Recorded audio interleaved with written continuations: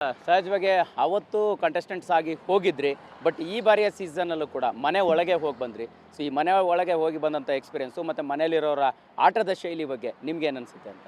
ನನಗೆ ಈ ವರ್ಷ ಒಳಗಡೆ ಹೋಗಿದ ತಕ್ಷಣ ಸರ್ ನೀವು ಯಾವುದೇ ಹೊಸ ಜಾಗಕ್ಕೆ ಹೋದರೆ ಅಥವಾ ತುಂಬ ವರ್ಷಗಳ ನಂತರ ಹೋದರೆ ನಿಮಗೆ ಆ ವಾಸನೆ ಬರುತ್ತೆ ಸರ್, ಆ ಜಾಗದ ವಾಸನೆ. ನಾನು ಬಿಗ್ ಬಾಸ್ ಮನೆ ಒಳಗಡೆ ಹೋದಾಗಲೂ ಅಷ್ಟೇ ಆ ಸ್ಮೆಲ್ ನನಗೆ ಹೆಂಗಂದರೆ ಮಂಜಿನ ಹಲ್ಲು ಮುರಿದಾಕಿದ್ದು, ನಾನು ಸೆಕೆಂಡ್ ಸೀಸನ್ ಒಳಗಡೆ ಬಿದ್ದಿದ ತಕ್ಷಣ ಕಾಲರ್ ಏಟ್ ಆಗಿದ್ದು, ಕೈ ಟ್ವಿಸ್ಟ್ ಆಗಿದ್ದು, ತುಂಬ ನೆನಪುಗಳು ಸರ್, ತುಂಬ ಅಂದರೆ ತುಂಬ ನೆನಪುಗಳು.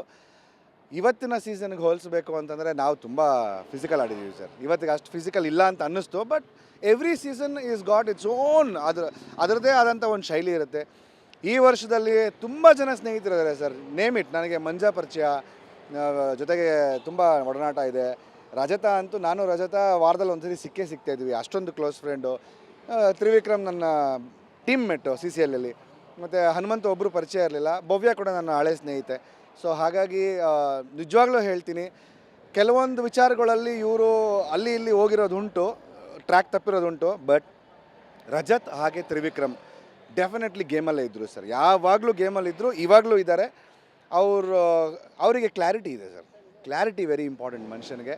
ರಜತನ್ಗಂತೂ ಕ್ಲಾರಿಟಿ ತುಂಬ ಚೆನ್ನಾಗಿತ್ತು, ಯಾಕಂದರೆ ಅವನು ಈಸಿಗೋ ಬಿಂದಾಸ್ ಗಾಯ, ಅವನು ತಪ್ಪು ಮಾಡಲ್ಲ. ತಪ್ಪು ಮಾಡೋದನ್ನು ಹೆಂಗೆ ತಪ್ಪಿಸ್ಕೊಬೇಕು ಅನ್ನೋದು ಭಾಳ ಚೆನ್ನಾಗಿದೆ. ತ್ರಿವಿಕ್ರಮ್ಗೆ ಅದು ಗೊತ್ತಿಲ್ಲ, ಕೆಲವು ಸರಿ ತಪ್ಪು ಮಾಡಿ ಸಿಗಾಕೊಂತಾನೆ, ಬಟ್ ಅವ್ನು ಯಾವತ್ತೂ ತಪ್ಪು ಮಾಡಿಲ್ಲ ಅಂತ ಹೇಳಿಲ್ಲ, ಒಪ್ಕೊಂಡಿದ್ದಾನೆ. ಸೊ ಇವೆರಡು ಒಳ್ಳೆ ಗುಣಗಳು ಅವ್ರನ್ನ ಟಾಪಲ್ಲಿ ನಿಲ್ಲಿಸಿದೆ ಅಂತ ಅನ್ಸುತ್ತೆ.